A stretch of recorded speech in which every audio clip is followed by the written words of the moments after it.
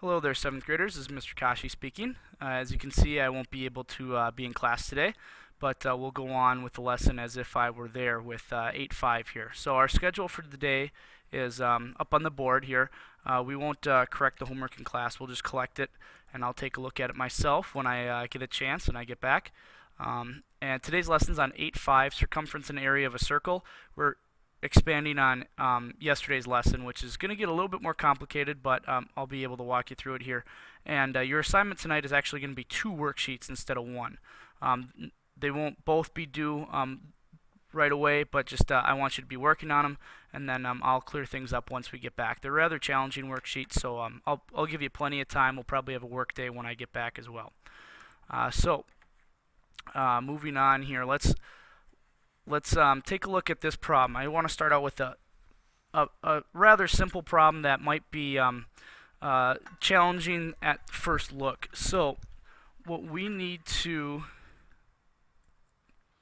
so one of the problems that they're going to have you do is they'll just give you the circumference, and then you need to understand the circumference formula, which is pi times diameter, or pi times 2 times the radius, and then you need to use that and the area formula to find out its area. So what we have to do here is we have to take the circumference, which in this case is 12.56,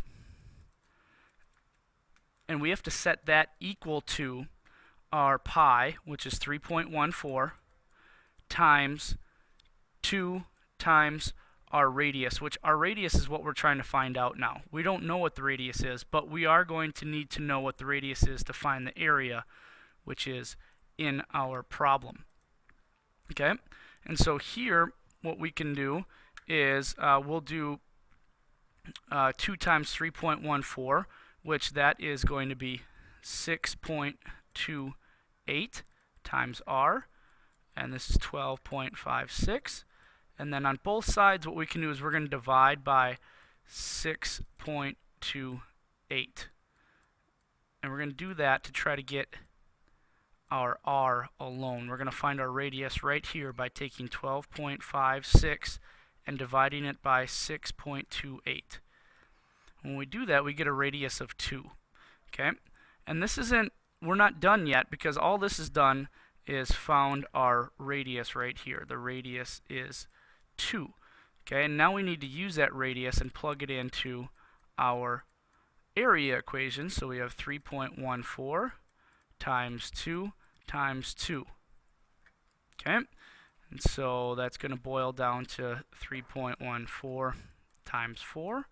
And if you plug that into your calculator, you're going to get 12.56 square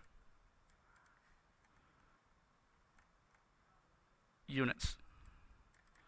Okay, now this is a very rare case because the area and the circumference are the same number, 12.56, and that's going to happen when you have a radius of 2, but that is the only time that will happen. If the radius is not 2, the area and the circumference will be 2 different numbers.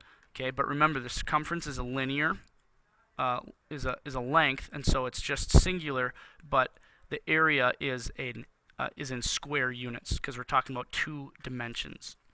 Okay, so let's go on to another example. Right here, they'll give you the circumference of 94.2, and then you need to use the circumference equation and the area equation. Remember, pi is 3.14, to find out what the area is. So let's find out what the radius is first, because this is really the only thing that we're missing. We need to know the radius. So our circumference is 94.2, and we're going to set that equal to 3.14 times 2 times r.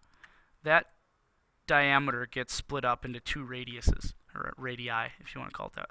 Okay, and so we're going to combine the 2 and the 3.14 again and get 6.28 times r, and that's going to be set equal to the 94.2. Then, once again, just like our last example, we're going to divide by 6.28 divided by 6.28, and we are going to get a radius of, so we go to 94.2 divided by 6.28, and we get a radius of 15. Okay, so now we need to take that 15 over to our area equation and use it for 3.14 times 15 times 15. So let's find out what 15 squared is right now. 15 times 15, or 15 squared, is 225. Okay, so we take that 225 and we multiply it by our pi, or just 3.14, and we get an area of 706.5 square inches. Okay, so just to recap, we are taking our circumference equation and the circumference that they give us and boil it down to get our radius, which is the measure of that line right there. Our radius is going to be 15 inches. Okay, and now that we know that the radius is 15 inches, we can plug it into r right there for r squared to get our area, 3.14 times 15 squared. And that boils down to 706.5 square inches. So that is the general process. But now one thing that they'll do is they'll switch it up on you and they'll give you the area, and then you need to find the circumference.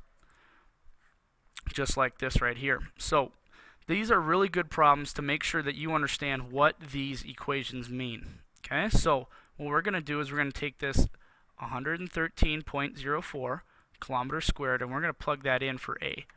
Okay, so we have 113.04 equals 3.14 times r squared. That's where the hard part comes in, that r squared part. Okay, so we have to try to get this r alone because we need it for our circumference equation. So what we need to do is we need to divide by 3.14 on both sides. So 113.04 divided by 3.14, and we get 36. And that is our radius squared. But now we need the radius, not just radius squared. So the opposite of squaring something is taking the square root. And so we take the square root of both sides. We get r there. And the square root of 36 is 6. Okay? So that is our radius. Our radius is 6 kilometers. Okay? And now we need to use that radius and plug it into our circumference equation. So we're going to come over here. C equals 3.14 times 2 times our circumference of r, or our radius of r, sorry. So we're going to simplify that down. Do 2 times 6 is 12. And then our circumference will be 3.14 times 12. And that gives us 37.68 kilometers. That is the distance around the circle. 32.68 kilometers. Our area was 113.04.